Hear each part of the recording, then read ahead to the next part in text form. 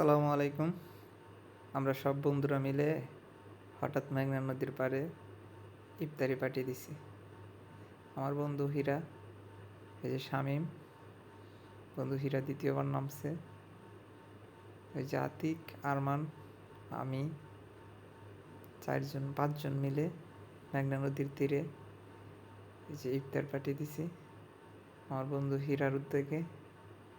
আর এই যে আলামিন আমার সাথে বসা, আমরা একসাথে সবাই মিলে ইফতারি পার্টি দিছি মেঘনা নদীর পাড়ে।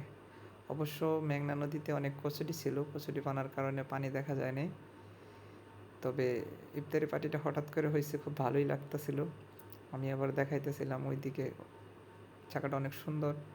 আমি আবার এই যে কচুরি পাতা দিয়ে একটু রেসিপি সাজাইছি। তো ওই যে আলামিন, এখন ইফতারি পার্টি শেষ করে চলে আসছি আবার সবাই।